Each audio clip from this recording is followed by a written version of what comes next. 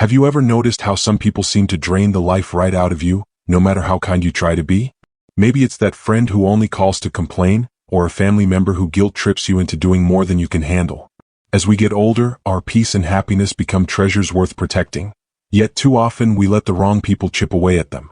If you're over 60, you've earned the right to enjoy your golden years without unnecessary stress, and today I'm here to help you do just that. Welcome to this video. Asterisk, 4 people you should never be kind to in old age if you want to protect your peace and happiness. Asterisk, this topic is so important because, let's face it, our energy isn't what it used to be, and our time is more precious than ever. After decades of giving to others, raising families, building careers, and supporting friends, we deserve to focus on what brings us joy, not what drags us down. But here's the catch. Being kind to the wrong people can quietly rob us of that joy, leaving us exhausted or resentful. The good news? You can change that by setting boundaries with the right folks. In this video, we'll dive into 4 types of people you might want to rethink being overly generous with. I'll explain who they are, why they can harm your well-being, and how to handle them without feeling guilty. From the chronic complainer to the entitled taker, you'll recognize these characters, and learn how to guard your peace like the treasure it is. Trust me, you'll want to watch until the end because the 4th person might be someone you'd never expect, and the solution could change everything for you. If you find this helpful, please give the video a thumbs up and drop a comment below. I'd love to hear your thoughts or even your own stories about protecting your happiness. And if you're new here, hit that subscribe button so you don't miss out on more tips to make your later years the best yet. We've got plenty more coming your way. Now, let's get started with the first person you should stop bending over backwards for, because your peace deserves better. 1. The chronic complainer. Alright, let's kick things off with someone you've probably met a dozen times in life. The chronic complainer. You know the type. Every time you talk to them, it's a laundry list of everything going wrong. The weather's too cold, their neighbor's too loud, the coffee's too weak. Nothing's ever good enough, and somehow they expect you to listen to it all like it's your job to fix it. Now, don't get me wrong, everyone vents sometimes, and that's fine. We've all had those days where we need to let off steam. But the chronic complainer? They've turned it into an art form, and if you're not careful, they'll suck the joy right out of your day. Why does this matter in your 60s and beyond? Because your energy isn't infinite anymore. Back in your 30s, maybe you could nod along for an hour and still bounce back. But now, that hour leaves you feeling heavy, like you've been carrying their baggage on your shoulders. Your peace and happiness deserve better than that. Think about it. If you're spending your afternoons soaking up negativity, that's less time for the things that light you up, like gardening, chatting with a grandkid, or just sitting with a cup of tea and a good book. So what do you do about it? First, recognize the pattern. Let's say it's your old friend Betty. Every call starts with, "Oh, you won't believe what happened this week," and 30 minutes later you're still hearing about her leaky faucet. Step 1 is to limit the damage. Next time she starts, give her 5 minutes, be kind, listen a little, then gently steer the ship. Say something like, "Gosh, that sounds rough, Betty. I hope it gets better soon. Hey, I've only got a few minutes today. What's one good thing going on with you?" That way you're not cutting her off cold, but you're setting a boundary. If she keeps going, don't be afraid to wrap it up. "Betty, I've got to run, let's catch up another time." And here's the key, don't feel guilty about it. You're not her therapist, and at this stage of life, you've earned the right to protect your mood. Over time, she might even catch on and tone it down, or she won't, and that's her choice. Either way, you're free. This ripples out to other parts of your life too. When you stop letting complainers dominate your time, you've got more space for positivity. Maybe you start saying yes to that coffee date with a friend who actually lifts you up. Or you finally join that book club you've been eyeing. It's like clearing clutter from your house. Suddenly there's room to breathe. 2. The entitled taker. Next up is the entitled taker. This one's tricky because they often come disguised as someone close. Maybe a grown kid, a sibling, or even a neighbor. They're the ones who act like your time, money, or energy belongs to them. Picture this. Your son calls and says, "Mom, I need $200 for the car payment." Again. Or your neighbor keeps borrowing your tools and never brings them back. They don't ask if it's okay, they just assume you'll say yes because you always have. Now, I'm not saying you shouldn't help people you love. There's nothing wrong with being generous when you can.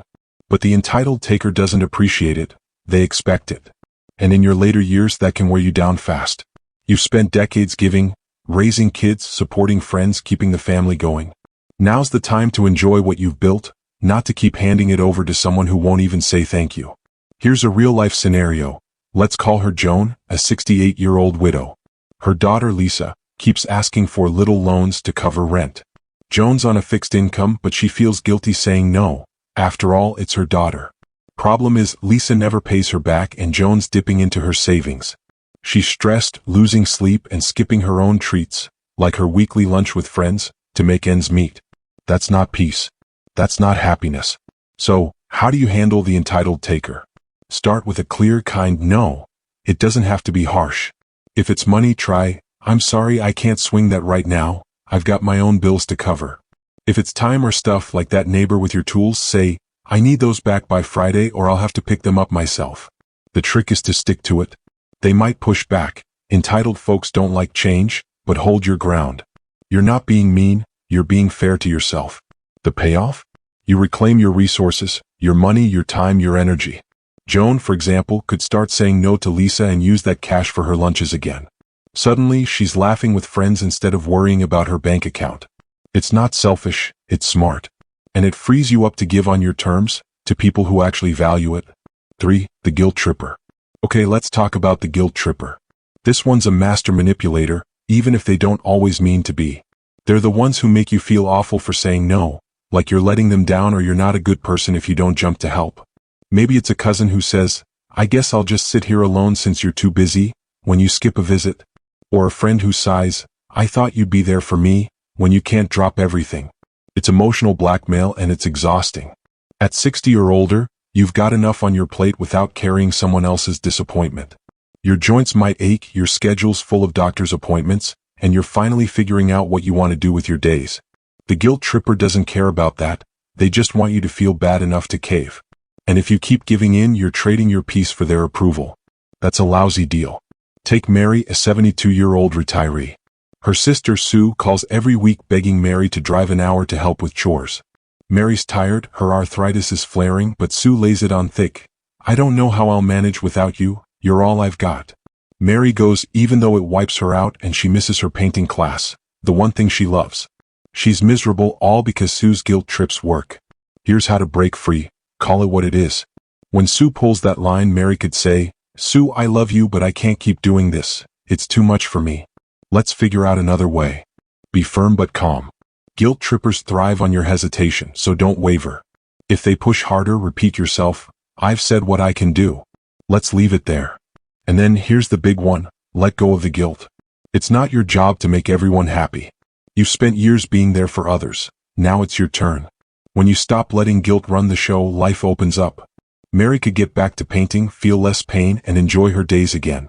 You might find time for that hobby you shelved or just sit quietly without that nagging "I should" in your head. It's liberating. 4. The drama magnet. Finally, we've got the drama magnet. Oh, this one's a doozy. They're the people who always have a crisis, big or small, and they drag you right into the middle of it. Maybe it's a coworker from your old job who still calls to gossip about office scandals, even though you've been retired for years. Or a relative whose life is a soap opera. Fights, breakups, emergencies, all dumped in your lap like you're the star of the show. They thrive on chaos and they want you along for the ride. Why is this a problem now? Because drama is a young person's game. In your 20s, maybe you had the stamina to play referee or soak up the excitement. But at 60, 70, or beyond, that chaos feels like a weight you don't need. Your happiness comes from calm. Those quiet mornings with coffee, a walk in the park, time with people who don't stir the pot. The drama magnet steals that from you, leaving you frazzled instead. Imagine Tom, 65, who's got a buddy, Dave, always in a mess. Last week, Dave's car broke down, again, and he begged Tom to drive him around. Before that, it was a blowout fight with his girlfriend that Tom had to hear about for hours. Tom's a good guy, so he listens, he helps, but he's tired.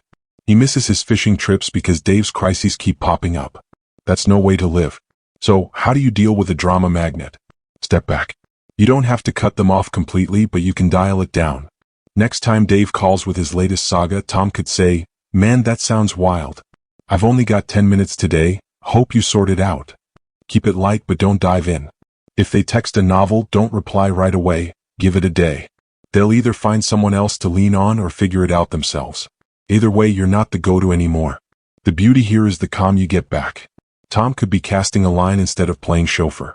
You could be watching that show you love or napping in the sun. Simple stuff that feels like gold when drama's out of the picture. Life's too short for constant storms, especially now. So there you have it. The chronic complainer, the entitled taker, the guilt tripper, and the drama magnet. These four can sneak into your life and chip away at the peace and happiness you've worked so hard for. But here's the good news, you've got the power to change it. A kind no, a firm boundary, a little distance. It's not about being cold, it's about being good to yourself. At this stage, you've earned that. Try it out this week. Pick one person who fits these descriptions and test a boundary. See how it feels. You might be surprised how light you feel when you're not carrying their load. And if it works for you, let me know in the comments. I'd love to hear how it goes. Your golden years are yours to enjoy, so let's keep them that way. Alright folks, we've made it to the end of this journey together, and I hope you're feeling a little lighter already. Let's wrap this up with a quick look back at what we've covered in asterisk, 4 people you should never be kind to in old age if you want to protect your peace and happiness. Asterisk, we started with the chronic complainer. You know, that person who turns every chat into a gloom fest. Then we moved to the entitled taker, the one who treats your time or money like it's theirs for the taking. Next up was the guilt tripper, laying on that emotional pressure to keep you saying yes when you really want to say no. And finally, the drama magnet, always pulling you into their whirlwind of chaos. These 4 can sneak into your life and sap the joy right out of your golden years if you let them. The big takeaway here? You don't have to let them. At 60, 70, or beyond, your peace and happiness are yours to guard, and it's okay, more than okay, to set boundaries with people who drag you down. It's not about turning into someone cold or selfish. It's about giving yourself the same kindness you've spent a lifetime giving others. You've earned that, haven't you? A little no here, a gentle step back there. It's like pruning a tree. Cut away what's weighing you down, and suddenly there's room for the good stuff to grow. Quiet mornings, laughs with friends, or just sitting in the sunshine without a care in the world. Here's the encouraging part. You don't have to overhaul your whole life overnight. Small changes can make a big difference in how you feel every day. Try it with one person this week. Maybe tell that complainer you've only got 5 minutes, or let that taker know you can't help this time. See how it sits with you. Chances are you'll feel a little freer, a little more in control of your own happiness. And if they push back, that's all right. You're not here to please everyone anymore. You're here to enjoy the time you've got. I'd love to hear from you in the comments below.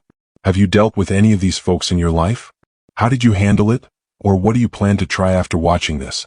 Your stories always inspire me, and I bet they'll inspire others watching too. If this video hit home for you, please give it a thumbs up. It really helps us reach more people who might need this advice.